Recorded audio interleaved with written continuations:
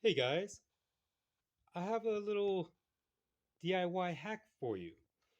If you ever have this problem where you go to lock your deadbolt lock and it does not come out, all you do is twist forever and it doesn't engage, I will show you the reason why this is happening and a temporary or possible permanent fix for this issue.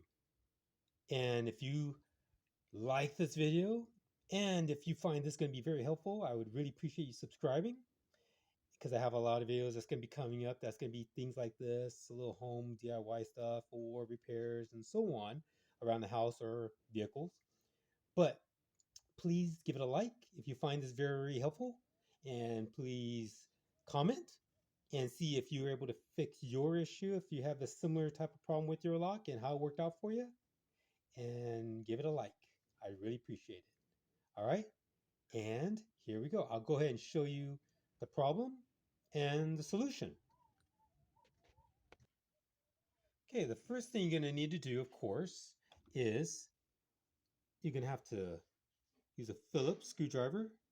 Mostly these come in Phillips, or you could actually use a just a regular screwdriver, a flathead screwdriver, to remove these little bolts. And I'm gonna go ahead and do it right now. I can't really do it with only one hand.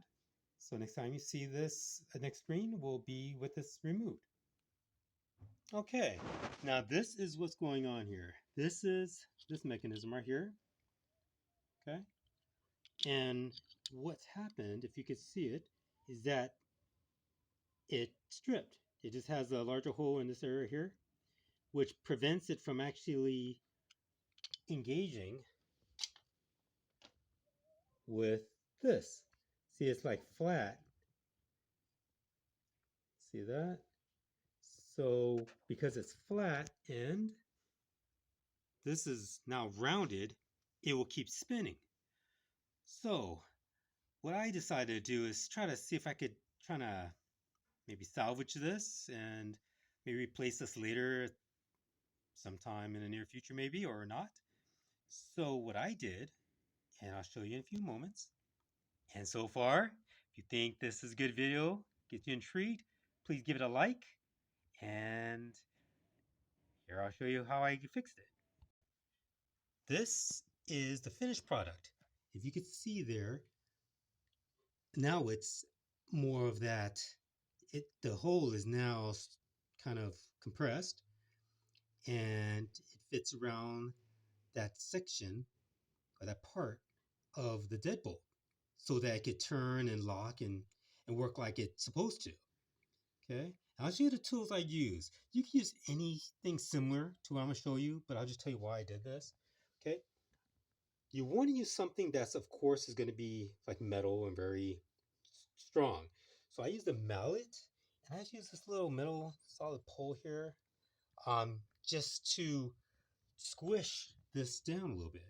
See, it was round, so I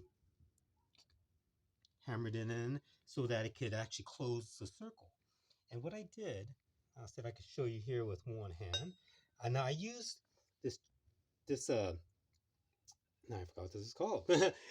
Trolley hitch ball with the insert here, and I put this on the edge like this, see like that, so that you could go ahead and have some type of strong foundation, and then use this post and put it on top of this, and then of course you hit the top with the mallet or hammer or whatever you have, or you could actually probably just hit it directly with a hammer.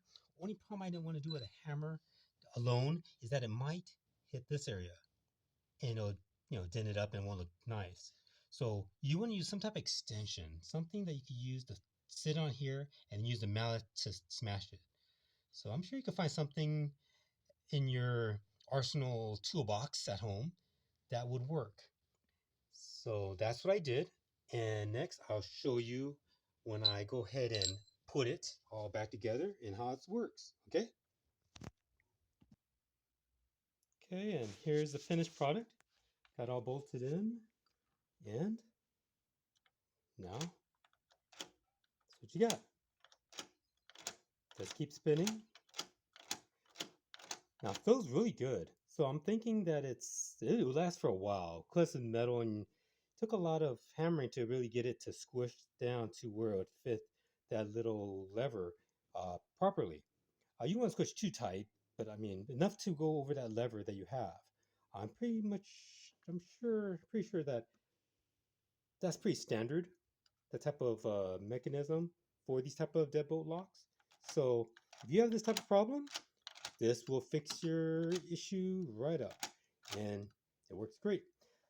So guys, I hope this was very helpful for any of you that might be experiencing this problem now or sometime in the future. So you know what to do and how to repair it on the cheap. Cost you nothing, just some tools you have and some of your time. So please, if you like this and if you find it very helpful and enjoyable, give this video a like.